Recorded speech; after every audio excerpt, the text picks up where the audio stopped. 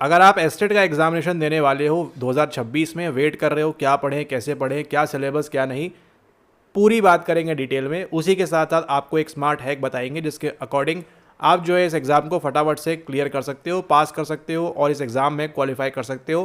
कितने नंबर लाने हैं आपको? 75 नंबर लाने हैं मात्र आपको। क्या एग्ज़ाम ईजी है या डिफ़िकल्ट है, उस पर भी हम बात करेंगे। बात करें अगर इस एग्ज़ाम की, तो ये है आपके BSCB एस्टेट साइकोलॉजी PYQs। आपको इसको लगाना वेरी वेरी IMP है, ठीक है। आपके लिए बहुत ज़्यादा इंपॉर्टेंट है कि आप जो है एस्टेट के PYQs लगाएं। जिनके पास भी ये PYQs नहीं है, आप नीचे दिए गए नंबर पे संपर्क करके व्हाट्सएप पे पेमेंट करने के बाद आप ये PYQs प्राप्त कर सकते हैं वहाँ से। एंड आपको इसके अंदर 150 इंटू 3 450 सवाल मिलते हैं। आपका हिंदी मीडियम एडिशन है आपका यहाँ पर ये। तो ये जो आपके 450 सवाल हैं ये आपको प्रॉपरली बनने चाहिए। बात करें इस एग्ज़ाम की, स्टार्टिंग के जो 2 एग्ज़ाम थे वो बहुत ही आसान थे, बहुत ही ईजी थे। उसके लिए आपको कोई भी डिफ़िकल्ट टास्क नहीं करना है। लेकिन चूंकि आपका थर्ड वाला पेपर मतलब इतना टफ बना दिया था, ठीक है, कि यहाँ पर जो है काफ़ी लोग क्या कर गए, यहाँ पर काफ़ी लोग जो है फेल कर गए डिपेंडिंग अपॉन इस वाले पैटर्न पे।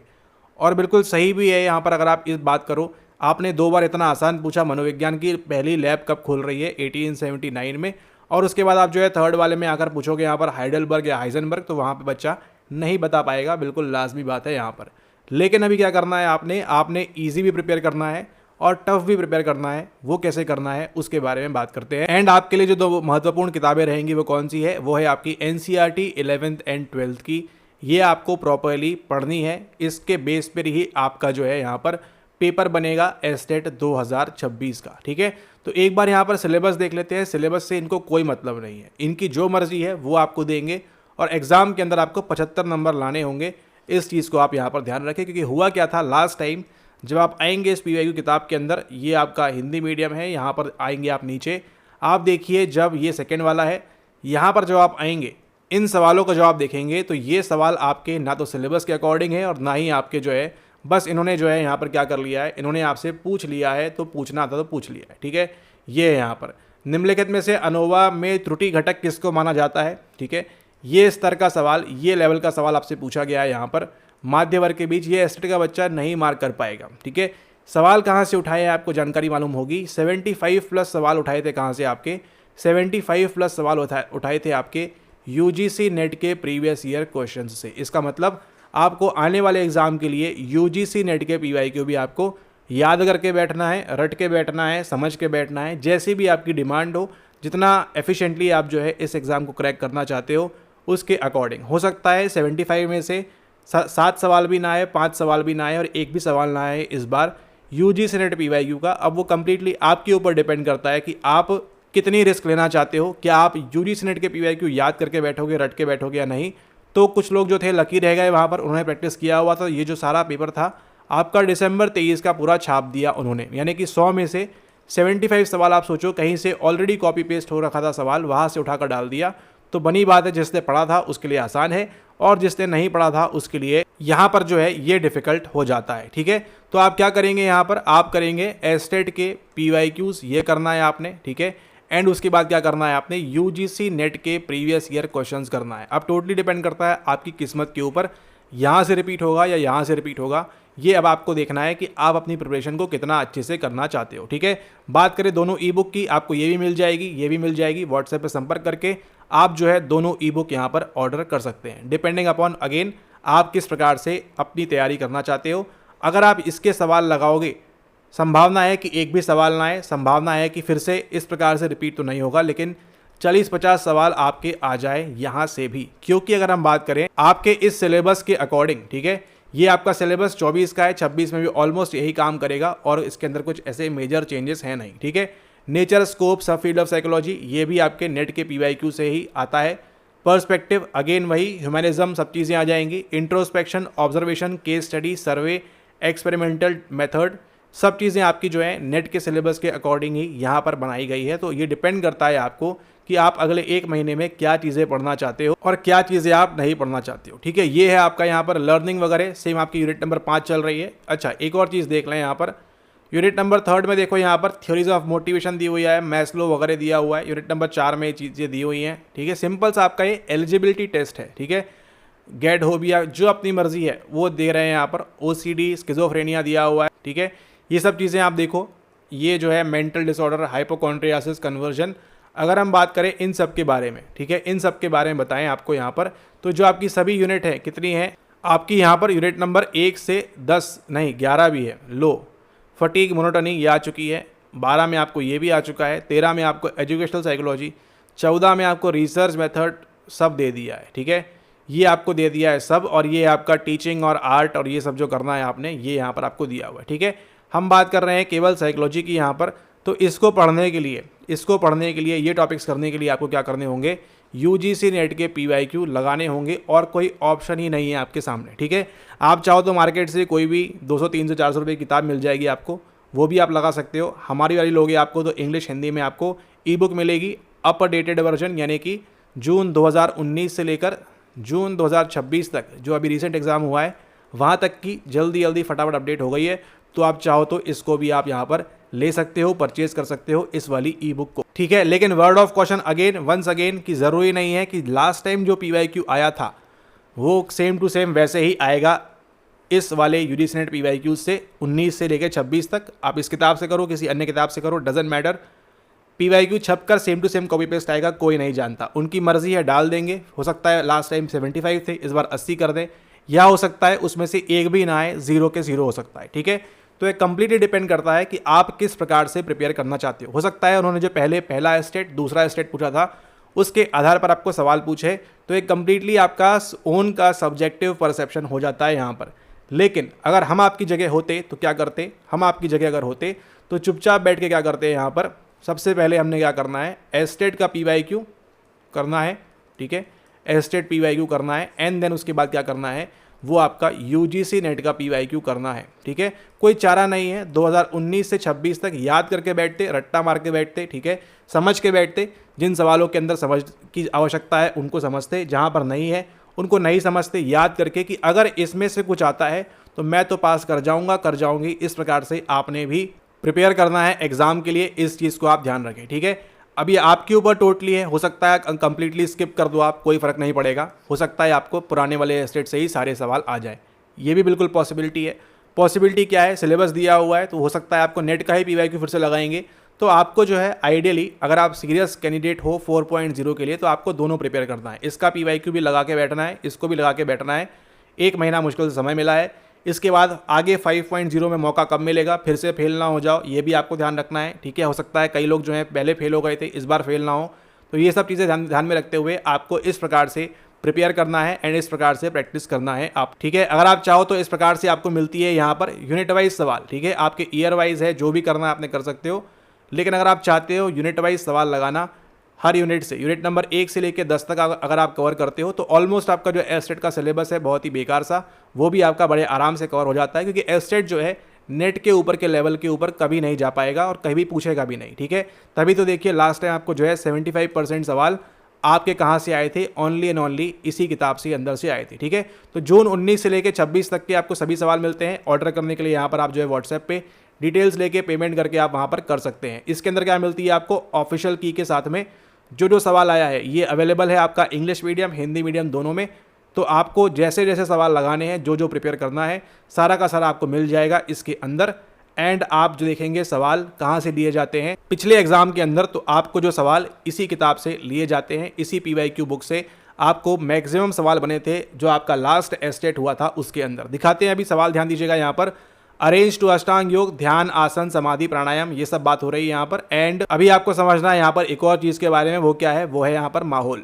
माहौल मतलब एनवायरनमेंट क्या चल रहा है वो समझना है आपको। यहाँ पर देखो, आप पहले आ जाओ इस किताब में, स्टार्टिंग में अगर हम आ जाते हैं यहाँ पर, ये आपकी एस्टेट की PYQ ई बुक, ठीक है, आपकी हिंदी मीडियम में अवेलेबल है। इसको आप लेना चाहे ले सकते हैं, नहीं लेना चाहे मत लीजिए। 11th-12th क्लास की NCERT आपने प्रॉपरली कर लेनी है, ठीक है। ओके, अब यहाँ पर देखिए सवाल का लेवल देखिए आप बस, ठीक है।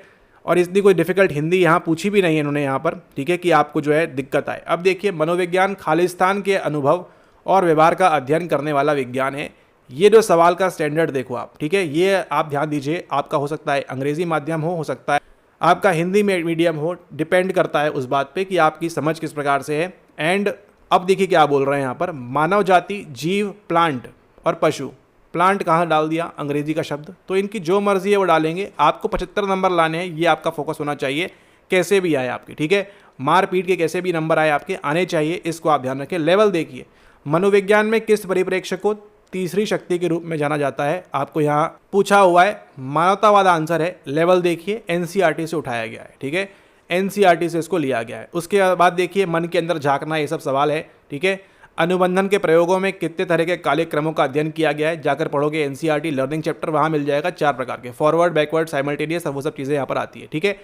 उसके बाद देखिए निम्नलिखित में से, तो लेवल आपका एनसीईआरटी बेस्ड चला है। घोषणात्मक स्मृति खालिस्तान का एक प्रकार है, तो ये था आपका लेवल नंबर 1, ठीक है। सबके यहाँ पर ध्यान रखना है आपको, लेवल जो है आपके वो आपके इस प्रकार के चल रहे हैं। इसके अंदर स्मृति के संसाधन के स्तर पर ये देखिए आपका एनसीईआरटी बेस्ड है, बड़े आराम से निकलता है। तो जो आपका एस्टेट 1 था वो काफ़ी आसान था कंपैरेटिवली, जो आपका तीसरा वाला हुआ है। अभी देखिए अब इसका लेवल बढ़ेगा, कैसे बढ़ेगा, यहाँ देखिए अगला वाले में, ठीक है।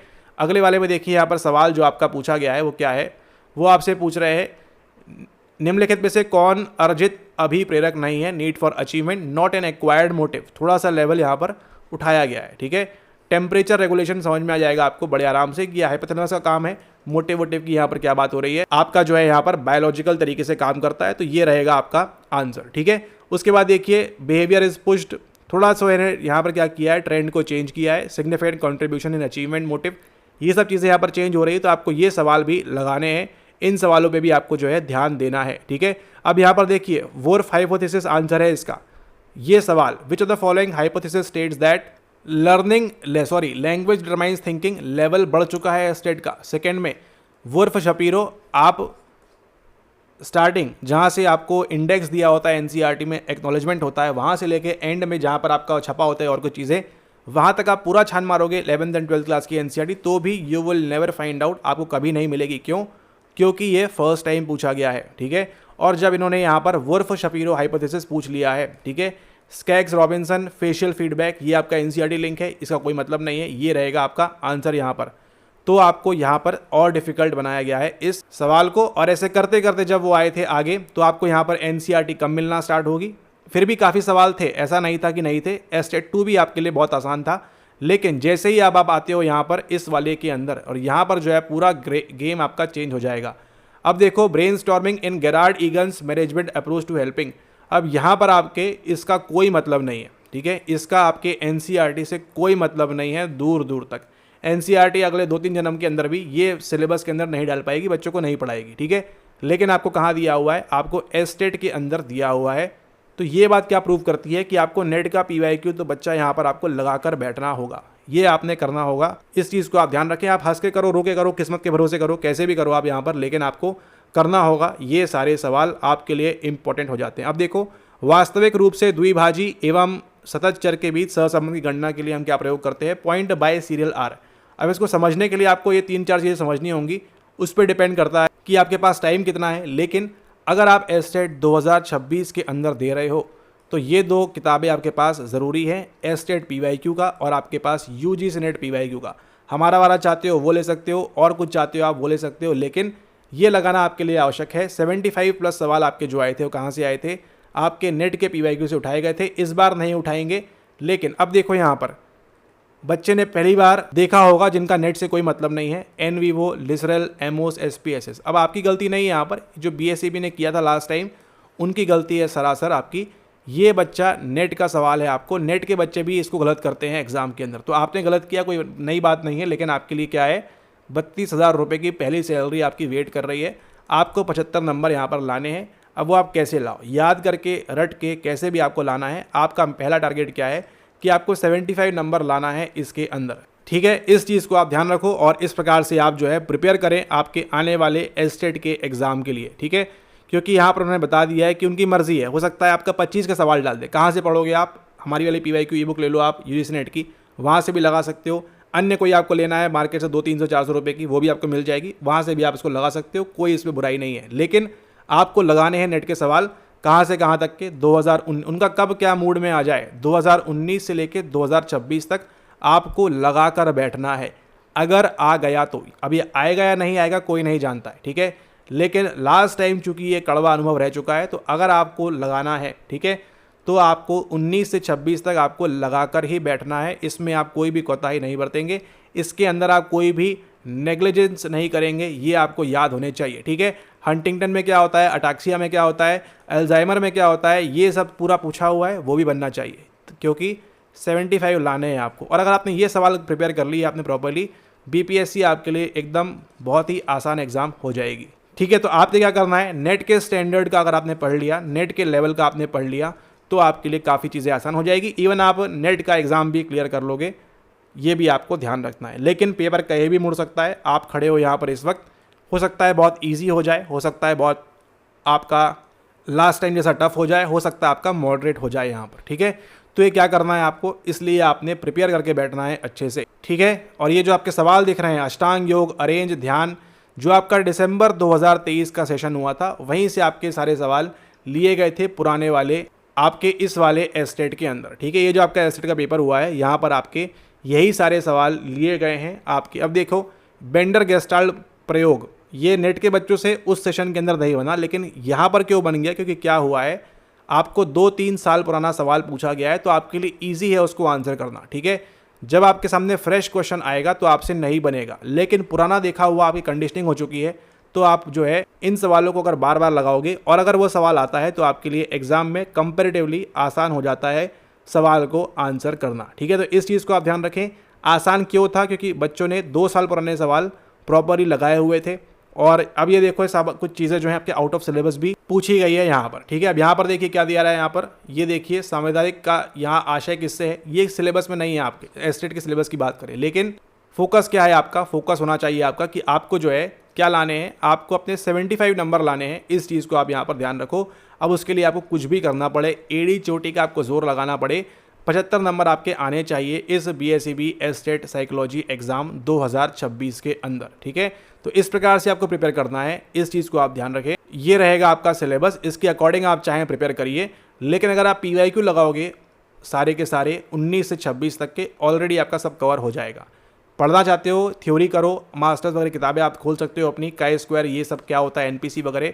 ठीक है, क्लासेस वगैरह कर सकते हो, जो भी आपने करना है। यूट्यूब पे हमारी कई सारी वीडियोस हैं नेट की फ्री वाली, उनको आप देखिए, वहाँ से भी आपको काफ़ी हेल्प मिलेगी। एंड सभी के सभी पीवाईक्यूज़ आपको लगा कर बैठना है अगर आपको क्वालिफाई होना है तो। ठीक है, क्योंकि आप यहाँ पर इस मोमेंट पे आप हो यहाँ पर कि आप कोई भी रिस्क नहीं ले सकते, कोई भी चांसेस जो हैं आप इसके अंदर नहीं ले सकते कि येस हो जाएगा, देख लेंगे। आगे कब एग्ज़ाम आएगा कोई नहीं जानता है, तो उसके अकॉर्डिंगली आपको जो है प्रिपेयर करना है आपके आने वाले एग्जाम के लिए। ठीक है, तो इस प्रकार से आप प्रिपेयर करिए। एस्टेट के पीवाईक्यूज़ वेरी वेरी इंपॉर्टेंट लगाना है आपने।